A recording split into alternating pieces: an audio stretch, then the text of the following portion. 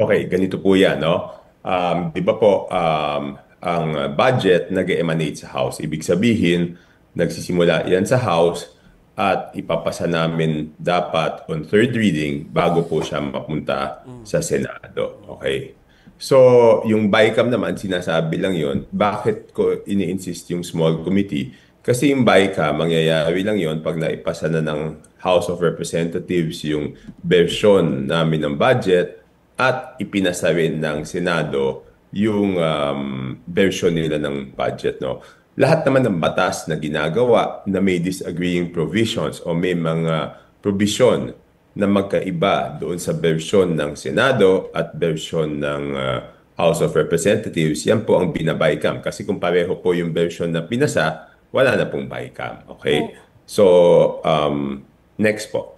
So, ang mangyayari po niyan sa second reading, pag in-approve po namin na second reading, lahat po ng batas na ginagawa namin, pagkatapos magpresenta nung chairman o nung author nung kanyang committee report ay pagdidebatihan po yan. Di ba? Nagkakaroon ng tanong, nagkakaroon ng interpellation. Pagkatapos po ng interpellation, pag naisara na lahat yung period of interpellation at lahat ng gusto magtanong ay nakapagtanong na, ang susunod po dyan is yung period of committee amendments. So sasabihin po ng chairman ng committee kung ano yung proposed amendments. Okay. Sumunod po dyan sa lahat ng batas po na ginagawa namin, ay susunod po dyan is yung period of individual amendments. Ibig sabihin, hindi po galing sa committee yan, galing po sa kahit sinong congressman na nasa plenaryo, pwede niyang i-propose yung kanyang amendment, no? So, itatayo yung isang congressman, sabihin niya, ito po yung aking proposed amendment. Tapos sasabihin po ng sponsor o ng committee chairman kung tatanggapin yung amendment na yon o hindi. So, ganyan po sa lahat ng batas na ginagawa namin.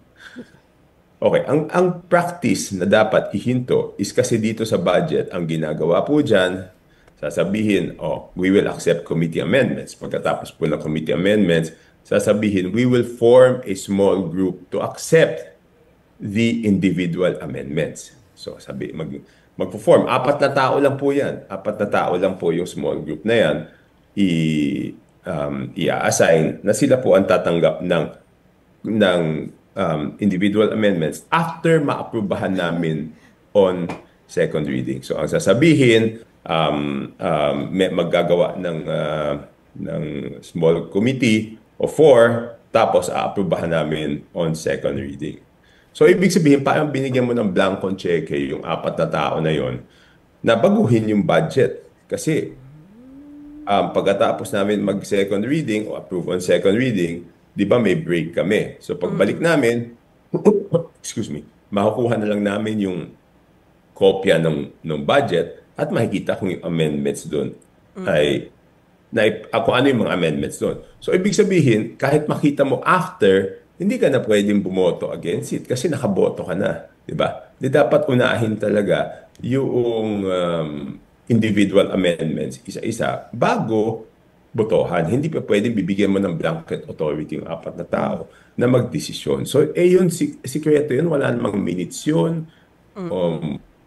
So, sila lang magdidesisyon. 4 na tao lang, isipin nyo magdidesisyon para sa individual amendments na ipropose. Kasi halos lahat naman ng congressman, magpropose yan ng amendments. No? For example, gusto mo na amendahan ng budget nitong isang ahensya. Siyempre, hindi naman pwedeng lakihan yung budget, di ba? Pag sinabing budget kasi po, kung 100 piso, for example, linitan ko lang para mas madaling paliwanag, hindi mo pwedeng lakihan yung budget. Hindi mo pwedeng sabihin dapat 150. Sorry, ina-asthma ako. Okay. Parang napagod na si Kong. Hindi, ina-asthma lang. Pag sinabi mong 100, so ililipat mo. Sasabihin mo, gusto kong kumuha dito sa ganitong lugar, ililipat mo dito. Di ba ganyan nga po yung nangyari sa ano? Yan yung nangyari din doon sa BICAM, di ba? Yung tinanggal doon sa, thank you, tinanggal doon sa PhilHealth, binawasan yung education, dinala naman sa ibang ahensya. So, ganun din po ang nangyayari pag dating doon sa small committee na yun. So, Pero, bakit naman 4 na tao lang binibigyan natin ng kapangyarihan? At number 2, wala naman minutes yun eh. Sige, hingin nga natin yung minutes kung ano nangyari last budget. Wala yun. Wala tayong Eh, idea. tapos i-open mo yung BICAM. Eh dito, di kung inopen mo yung BICAM, nalampasan mo na itong proseso to na hindi open to the public. O sige, kung gusto nilang 4 na tao lang, o di i-open din nila to. So transparency all throughout ang panawagan Yes, ni di ba hindi Congressman naman Tobin. pwedeng one step lang ang transparency. Pero sir, paano mangyayari nito? Paano natin mapapalitan yung internal guidelines pagdating dito sa budget? Are you going to propose Hindi pa this? internal officially? guidelines yan. Oh, yes. Go ahead It's po. a motion. I move to form a small committee. So dapat talaga i-object yan. Pero bakit pa kailangan i-object? 'Di ba? Wag na nila i-present yung motion na yun, hindi naman magagawa yung small committee, 'di ba? Kaya ako naman ngayon lang, kaya ako rin-raise up to ng ganitong kaaga. Kasi baka ang sasabihin later on, kulang na ng oras, 'di ba? So mas mabuti na mapag-usapan na ngayon at malaman na nila para kung tatanggapin naman nila, hindi na pwedeng maging excuse later on yung kulang yung oras kasi ngayon pa lang mag-adjust na kami ng oras, 'di ba? If we have to work longer, then we will have to work longer. So para lang transparent 'yun. Kasi kung small committee lang, hindi transparent 'yun eh. So, ibig sabihin, sir, hindi pala siya part ng internal guidelines.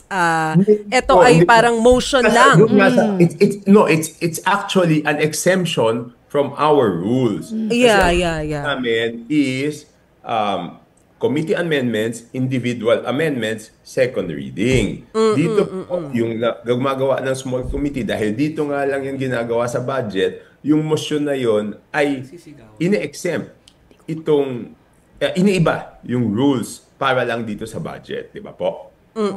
Pero I wonder, sir, kasi kung ganun lang pala siya, paano natin mapipigilan yung ibang mga members ng Congress to do that? Yung sinasabi natin na baka mamaya may mag-file na naman, sabihin na naman na na mag-form na naman sila ng small group. How can we stop them? Parang gentleman's agreement lang bang mangyayari dito, Hindi, sir? hindi. So sabi ko nga, sila naman mayorya, di ba? Independent na kami. So if they do not present that motion, ang mangyayari is talagang dapat individually you will present your amendment. Ngayon, if they present that motion, ang problema niyan, of course, we will object. Hindi ko alam kung kasi kung they present that motion, ibig sabihin, hindi naman i-present yung motion na yan kung wala silang numero, di ba? Pero kung sinasabi ko kung seryoso at talagang sincere na gusto na may transparency, what's the use of the small committee? Ang sasabihin lang dyan is kasi kulang sa oras. I-adjust nga natin yung oras, di ba?